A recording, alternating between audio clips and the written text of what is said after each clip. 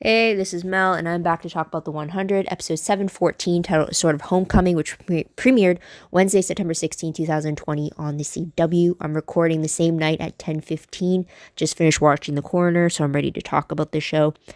Huge spoiler alert if you haven't seen the episode already. Normally, I'd tell you to go do so first and then come back and see what I have to say about the episode, but after what happened last week, I know a lot of people are just done with the show, and they might not watch the last 3 episodes just because they don't want to give the views, and just to show that what they did last week to the fans was just not right. So I understand that. So if you're here to check out my video to get an understanding of what you missed, then I'm happy to do that for you. I hope I can do that justice. And simply, I just watched the episode for you, so you wouldn't have to apply that whole number count thing if you want. So that's something there. But yeah, so there's that. Before I get really into it though and dive right in, just want to do huge YouTube shout outs for both my videos, for my 713 recap video, and also for my video that I posted the same day, but I recorded the day later, if that made sense. But it pretty much was me ranting about what happened to Bellamy in the end of 713 that I was still fuming about more than 24 hours after the episode is aired. So there's that. I'll put a card up above if you haven't checked out that video. There's that. I know that if I didn't record that, I probably would have added that time onto this video, so be thankful for that. So shout outs to Elvis Ibrahimovic, Gibraltar Hammer, Go for Lee, Yapity, Peter James, Knucklehead 1234, Peter Tuskay, Amy A, Kaylee Cascados, and K. Sorry if I incorrectly said your names. I'm sorry. I did try my best, but thank you so much for having the time to comment. I know a lot of them were, if I haven't replied back, probably would do so by the time this is uploaded, since I'm not always signed in the YouTube, but I do get the alerts on my phone through email. So thank you guys so much for commenting.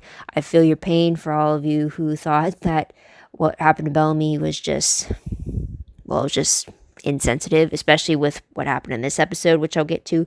But let's start that off right off the bat with what happened in this episode. First off, during the recap of the episode, I did see 2 disciples alive when Clark was going through the bridge, so I thought it was only 1 left alive.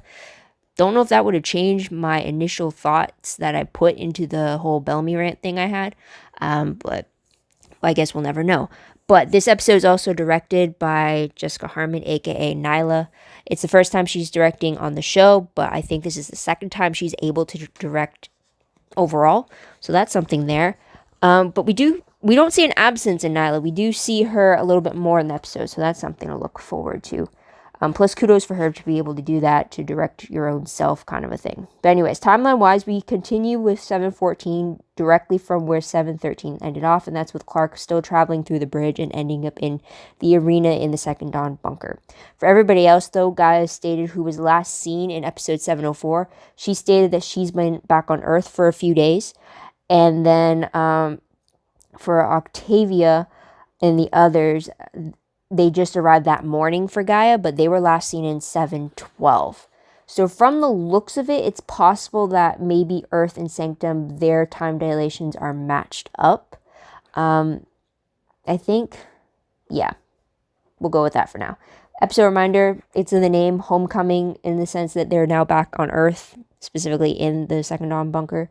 So there's that. The objective, majority of it, is protecting Maddie because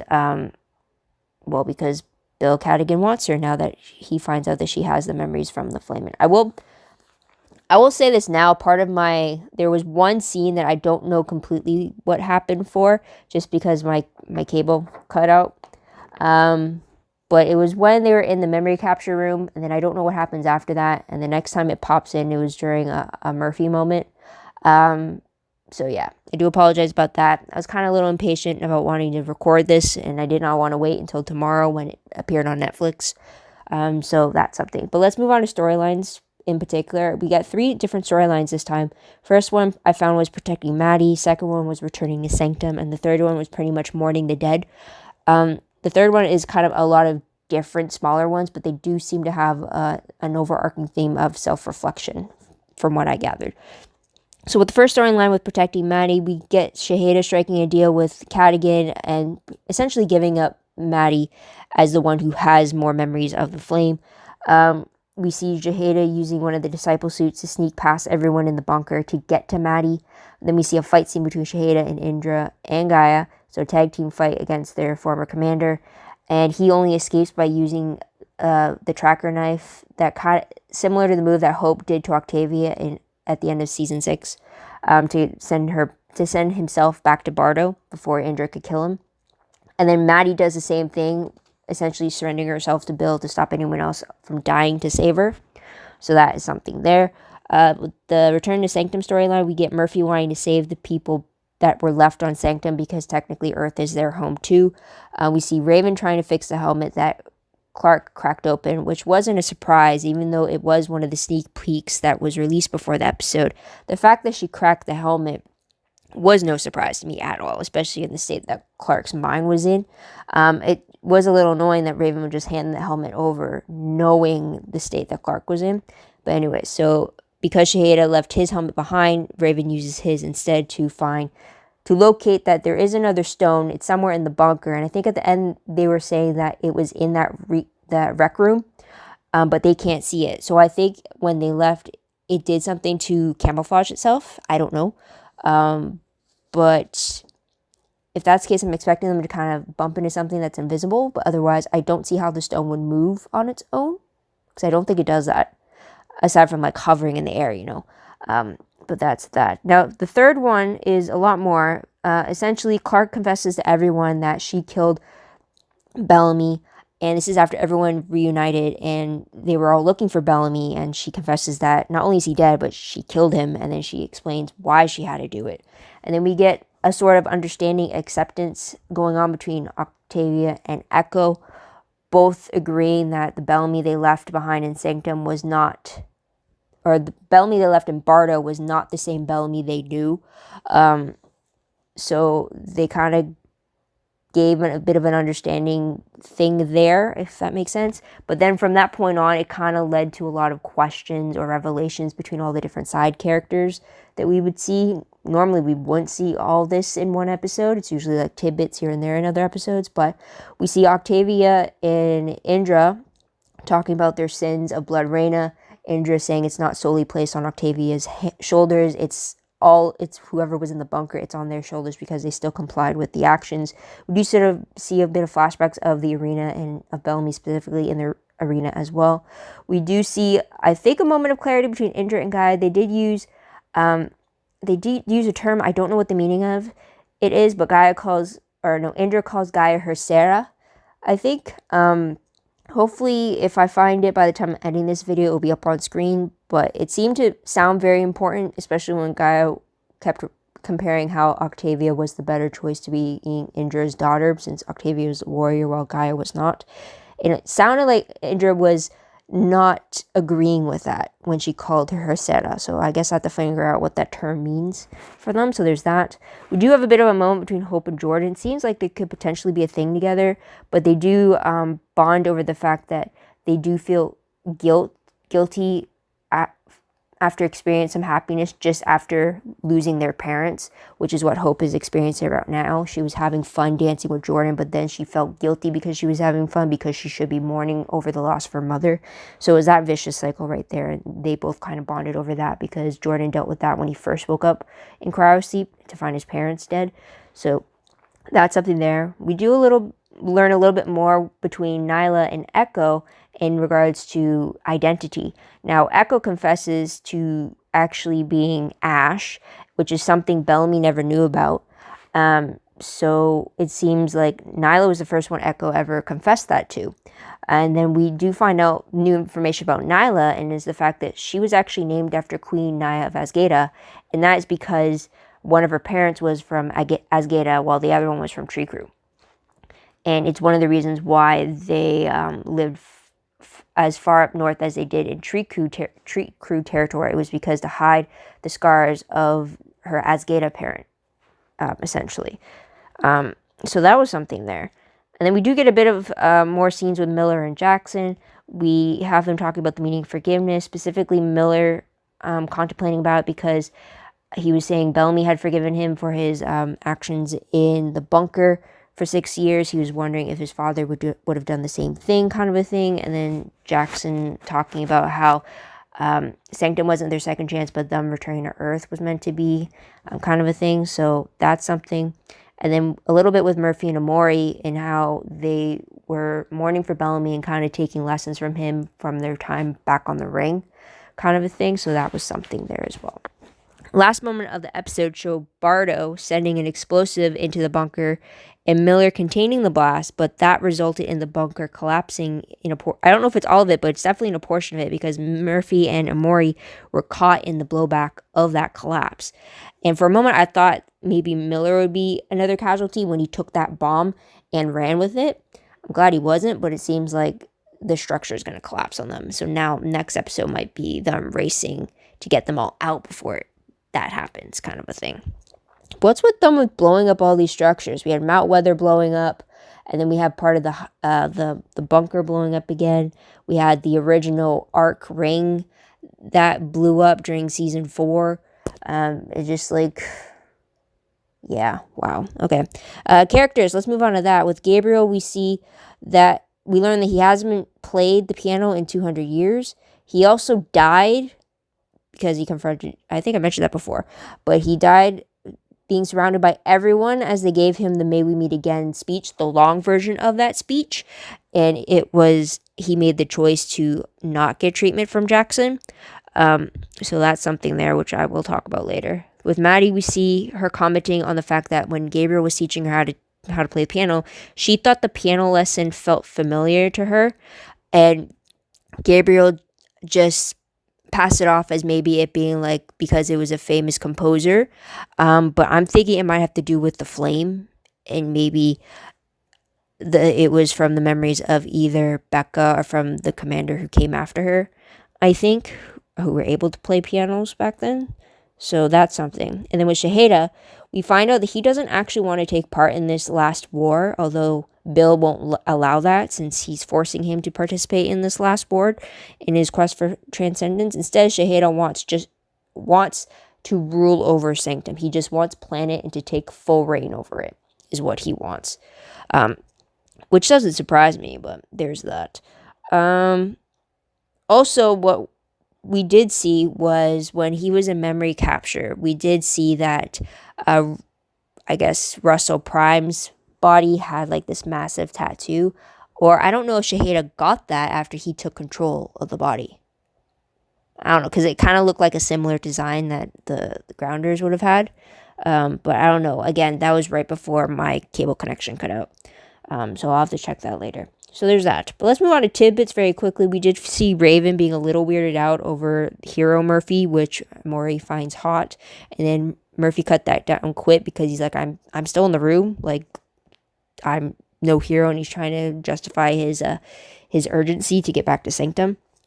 We also see Nyla finding her hidden alcohol stash in her old bunker room. We do find out what happened to Gaia after she traveled through the closing bridge at the end of 704. We find out that she ended up on Earth because it was the stone's default setting to go back to the origins of the genetic passenger, if that made sense. So that was the reason there. So it wasn't that the person was sending her to Earth. It was just the default setting. So there's that. And then a guy killed that disciple before they had a chance to escape and leave her there to die, kind of thing. So there's that. And then another tidbit was just the way Earth was after so many years, assuming it's been at least 125 since that took them how long to get to Earth, or get to Sanctum, sorry. But it looks very green, very overgrown with nature, as if like it seems like there's nothing there to tear all the greenery off, kind of a thing. Like it's like truly looks like untouched, kind of like Shallow Valley. It was just like a very vibrant green kind of a thing, which I thought was pretty cool. So there's that. Moving on to most shocking moment of the episode. I think the fact that Shaheda escaping again, it wasn't really a shock, but it was more of an annoyance at this point. Like, he's literally the new cockroach that just won't die, kind of a thing. So there's that.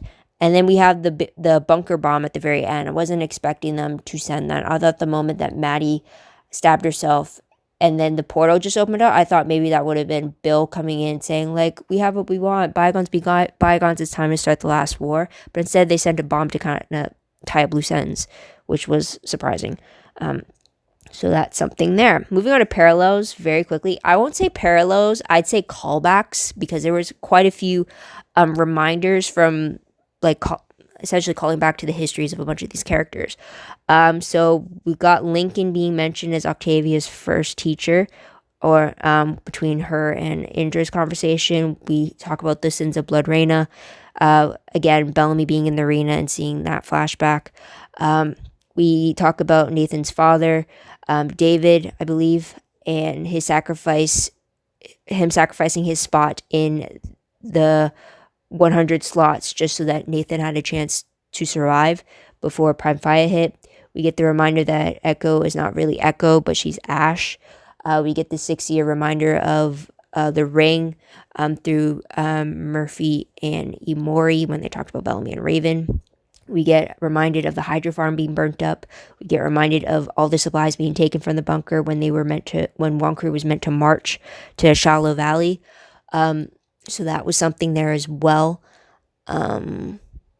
What else? I mean, we did get callbacks to the fact that Jordan was in cryosleep. He didn't really grow up with many people around him due to living on the Allegiance ship with only his parents. And then what? So those are the only ones that really come to mind, essentially. Yeah. So there's that. But let's move on to top 3 favorite moments. The first favorite, this is hard. I wouldn't really call it a favorite, but I guess it is a good thing, I guess. But it's the fact that Clark told everyone the truth about Bellamy. It was kind of 50-50 that she would either hide it from them, and that's why she wouldn't want to go back to Sanctum, or she would actually tell them the truth and deal with the fallback after that. So that was something there. It was interesting to see the reactions from Octavia and Echo, because at some point I did think that they were going to attack Clark. I feel like if we got the Octavia and the Octavia and the Echo that did not go through time dilation time, so like Echo did not already spend 5 years on Skyring, and then Octavia hadn't already just spent 10 years maturing and stuff. I feel like if we didn't have them, if we literally just had the versions of them we got at the beginning of season 6, I think their reactions to Bellamy's death might have been a lot different. But it was interesting to see them come together as opposed to being torn apart by his loss. I will say that I don't know if anybody else caught it, but Murphy did shed a tear at the idea of Bellamy being dead. I kind of wish that he was part of his own little group hug kind of a thing. But that's something there. I did appreciate that they actually took a chunk of the episode to talk about the fact that Bellamy was dead. And I'm glad that it was something that they dealt with at the very beginning of the episode instead of it being this looming bad news that everybody didn't know about, and then it just got blurted out in the end. So I do appreciate that they paid enough attention to it when there was no threat, when they weren't. It's the least they could do, since Bellamy barely got that when he got shot, which I guess is what I'll talk about now, is the fact that a thing I liked was just Gabriel's send-off. The fact that he did it to protect Maddie, so he died a hero. It was also his choice to not seek medical attention because he's lived over 200 years. He felt like it was his time to actually die. And then to get the warrior send-off and the May We Meet Again speech, and then have all of them recite it, the phrase as well before he died. That was something that Bellamy should have gotten. Gabriel, we just met last season, and yet he was able to get this send-off from all the characters and this emotional reaction to it, and he felt surrounded and he felt that warmth around them. Bellamy didn't get that, which is kind of what shrouds this favorite moment in a little bit of a peeve, because of how different the deaths were treated. With Bellamy, who we've known for seasons, he died alone, thinking he was a villain and that all of his friends didn't understand him. And yet Gabriel, who was just a newest character between the two of them, he got the send-off that any ally of the friends would hope to get, kind of a thing. So it was very sad to see Gabriel die, but I did like that he went out a hero. I did like that it was on his terms. And I like that, it was kind of sad that maybe it was better that he didn't know that his people of the children of Gabriel didn't survive. But yeah, that's something there. Another favorite, I will say, it's a scattering of a bunch of things, but I will name it as one, and that is all the little side moments we got with all the other characters. It's pretty much just what I dubbed the third storyline, essentially, where we got all these little moments and tidbits with all these different characters in their specific pairings.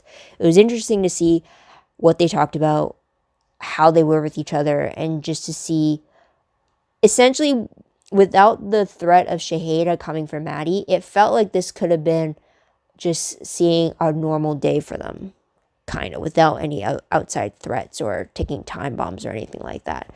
So that was something there. But let's move to top 3 peeved moments. I didn't like the fact that, so when the bridge first opened and nobody walked in, technically Shaheda did with his invisibility up due to the armor, Gaia, Indra, and Octavia were all standing guard when that happened. What I didn't like the fact was that neither Gaia nor Octavia remembered the fact that the suits can go invisible.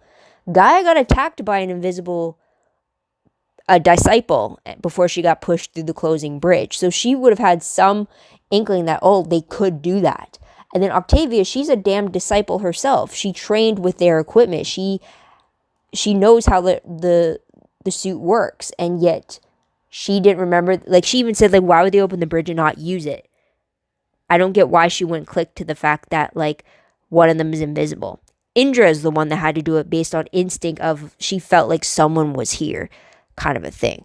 So it was just a little annoying that neither the two who had actual interactions with the invisibility feature didn't even bring it up, or they disregarded it. It had to be pure instinct.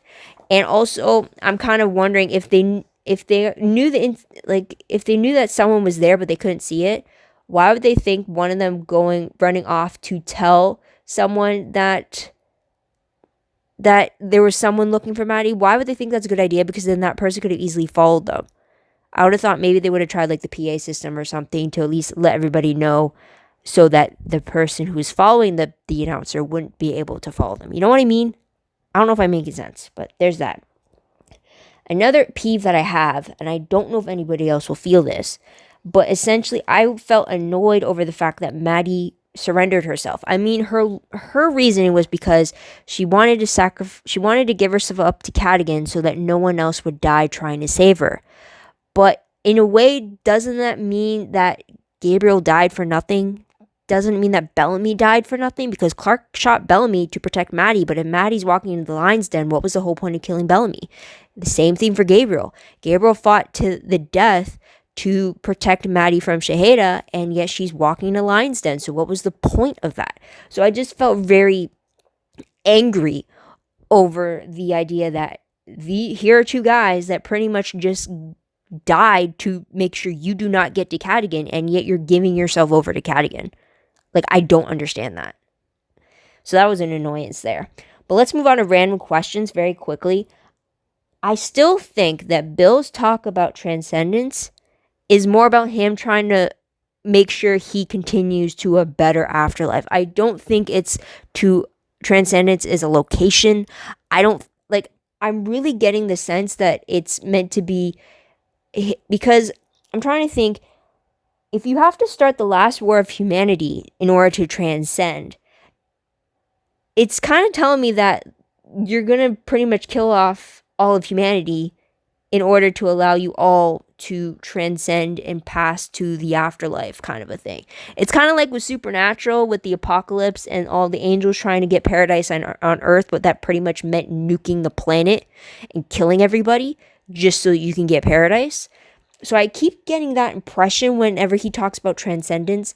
I'm wondering if anybody else is thinking along those lines, because I'm still caught up in the idea that everybody believes from the disciples that in order to get to transcendence, you have to endure this last war, the last war, but then you're doing everything you can to jumpstart this last war, that when you should be doing everything to prevent it.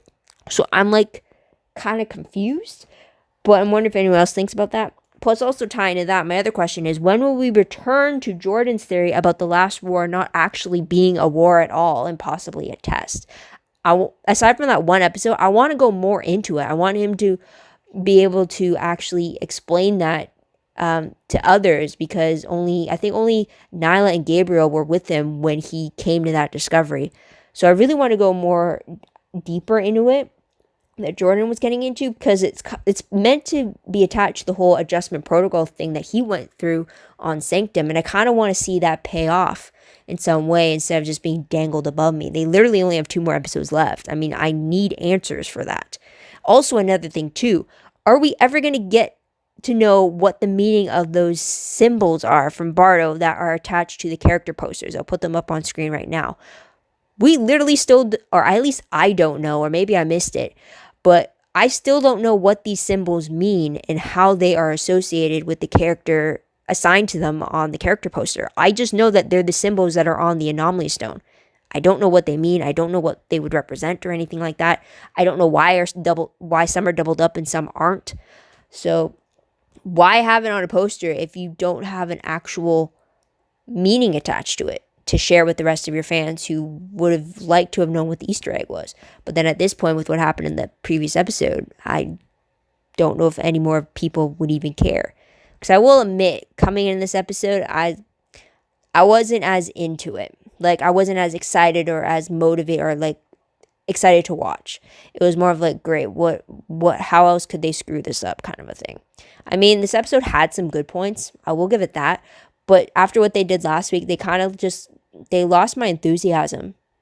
And it's more of me watching the last 2 episodes just because the cast have done their job, and I really want to support them and the hard work they put into it. But then at the same time, it's like I kind of want to see how they end it and see how much more it just goes to pieces, which I hope it doesn't. I hope it redeems itself in some way, shape, or another. But I don't know. What do you guys think about that, though? Please let me know in the comments down below. But let's move on to predictions very quickly. Based off the promo, it shows Maddie in the memory capture. It shows Murphy and Amori dealing with the cave-in from the bunker collapsing. We also see disciples all preparing for a war. And it looks like they're going up against Octavia and Clark from the way that the trailer was cut together. So that's going to be interesting. But the synopsis, though, reads that Clark and Octavia mount a desperate rescue mission as the disciples close in on what they want. So they're probably going to go rescue mission on Maddie. Disciples closing in to start the last war. I really don't know how this is going to end. Yeah, I have no idea. But that's pretty much it, guys. What did you guys think of this episode? What did you guys like about it? What do you think will happen next in the final 2 episodes? Let me know in the comments down below. Love to hear your thoughts, theories, and opinions, but what you thought about that. Or even if your thoughts have changed after watching 714. How did 713? How did you feel coming into 714? Were you as excited as you are in any other episode, or did you feel like it was a chore watching this? I want to know. I want to see if it's just I'm over exaggerating or overthinking things, but yeah, just let me know. Also, don't forget to like this video, subscribe to my channel, check out my other videos if you haven't done so already. If you want, check out my Tumblr page, link for that is down below. Anything I post online is connected through that. I read blog promos, web clips, quotes, gifs, synopses, news, all that. WordPress link is down below, as I said, and that is pretty much it. Sorry guys, it's just I have 2 more days of classes before my semester's done, and yet I have 3 more assignments that are due on Friday. So chances are you probably won't be seeing this until either Friday or Saturday, if that's the case, because I don't think since it's Wednesday right now, I don't think I'll be editing this audio tonight. Maybe tomorrow, maybe Thursday night I'll be doing it, just because I really should be doing an assignment right now that's supposed to be ready for tomorrow. So that's something there. But yeah, I'll just leave it at that though. But yeah, so I hope you come back next week to see what I say about the next episode. If you really want to not watch the actual episode and just want to get an idea of what it is, I'm here to do that for you. Just if in case you don't want to add to the viewer count, I totally understand. But yeah, I'll be here. I'll be doing videos until the finale. So until then, guys, this is Mel. Wish you all a great day, great week wherever you are. Stay safe during the pandemic, and I'll talk to you next time. Bye.